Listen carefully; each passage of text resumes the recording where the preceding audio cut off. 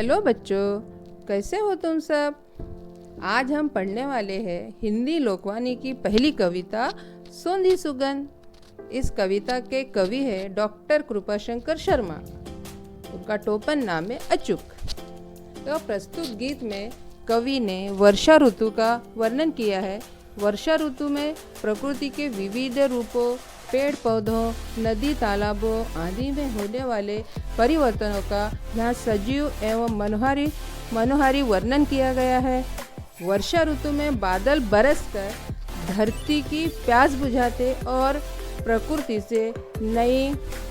प्रकृति में नई जान उत्पन्न करते हैं। इस ऋतु में वनस्पतियों एवं पेड़ पौधों में निखार आ जाता है और पृथ्वी हरी भरी हो जाती है। लगता है जैसे सज धज कर उसने श्रृंगार कर लिया हो। तो प्रस्तुत कविता में कवि ने वर्षा ऋतु में प्रकृति में होने वाले बदलावों का सुंदर वर्णन इस कविता में किया है। चलो बच्चों, अपन अब सोंधी सुगंध इस गीत को बोलेंगे। सोंधी सोंधी सी सुगंध माटी से बोली, बादल बरस गया धरती ने आंखें खोली। चारों ओर हुई हरियाली कहे मयूरा, सदियों का जो सपना है हो जाए पूरा। एक यहाँ पर नहीं अकेला होगी टोली, सोंधी सोंधी सी सुगंध माटी से बोली। सोंधी मतलब सुगंधित। बाग बगीचे ताल तलैया सब मुस्काए, झूम झूम कर मस्ती में तरु गीत सुनाए। मस्त पवन ने अब खोली है अपनी झोली, सोंधी सोंधी सी सुगंध माटी से बोली। वर्षा ऋतु में पानी बरसने से मिट्टी से सोंधी सोंधी सुगंध आ रही है। कवि कहते हैं यह सोंधी सुगंध मिट्टी से कहती है, देखो बादल बरस गए हैं और धरती ने मगन होकर इस दृश्य को देखने के लिए अपनी आंखें खोल दी है। पानी बरसने पर हरी भरी हो गई है। मोर कहता है कि सदियों से चला आ रहा आनंद मनाने और मस्ती से नृत्य करने का उसका सपना अब वर्षा काल में पूरा हो जाएगा। अब वो अकेला नहीं होगा और उसकी पूरी टोली अब यहाँ जुटेगी। वर्षा ऋतु में सोंधी सोंधी सी सुगंध मिट्टी से बात करती है। वर्षा ऋतु में चारों ओर आनंद का प्रसार हो गया है। वर्षा की फुहारे से बाग बगीचों के वृक्ष प्रफुल्लित हो गए हैं। तालाब और छोटी छोटी तलैया पानी से लबालब भरकर प्रसन्न दिखाई दे रही है। बगीचे के वृक्ष हवा के झकोरे से मस्ती में भरे हुए गुनगुनाते और गाते हुए से लगते हैं। लगता है हवा मस्ती में आकर अपना दिल खोलकर बह रही है। वर्षा ऋतु में सोंधी सोंधी सी सुगंध मिट्टी से बात करती है।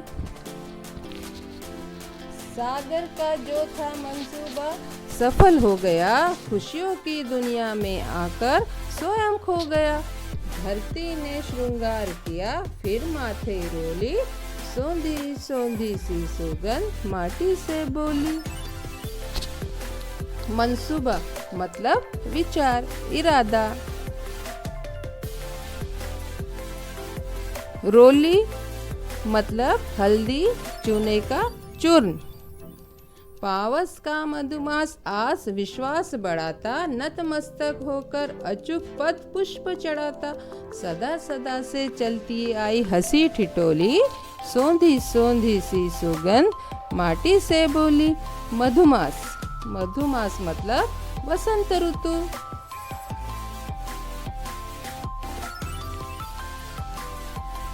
पृथ्वी को जल से सींचकर हरा भरा करने का समुद्र का विचार वर्षा की झाड़ियों से सफल हो गया। समुद्र इतना प्रसन्न है कि वो अपने आप को भूल सा गया है। वर्षा ऋतु में चारों ओर हरियाली फैल गई है और इससे ऐसा लगता है जैसे धरती श्रृंगार करके सज धज गई हो और उसके माथे पर रंग बिरंगी वनस्पतियों की रोली शोभा दे रही हो। कवि कहते हैं कि वर्षा ऋतु का वसंत काल यानी समस्त प्राणियों में आशा और विश्वास की भावना की वृद्धि करता है। ऐसा लगता है जैसे वर्षा ऋतु श्रद्धा से सिर झुकाकर पृथ्वी माता के चरणों में वर्षा का जल रूपी पुष्प अर्पित कर रही हो। यह प्रथा युग युग से इसी तरह हंसी खुशी चलती आई है। वर्षा ऋतु में सोंधी सोंधी सी सुगंध मिट्टी से यह बात कहती है।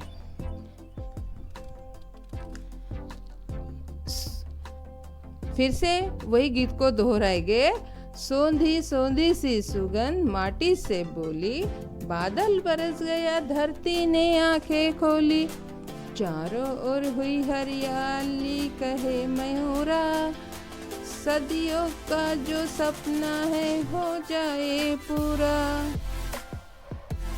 एक यहाँ पर नहीं अकेला होगी टोली, सोंधी सोंधी सी सुगंध माटी से बोली, बाग बगीचे ताल तलैया सब मुस्काए, झूम झूम कर मस्ती में तरु गीत सुनाए। मस्त पवन ने अब खोली है अपनी झोली, सोंधी सोंधी सी सुगंध माटी से बोली। का जो था मंसूबा सफल हो गया, खुशियों की दुनिया में आकर स्वयं खो गया।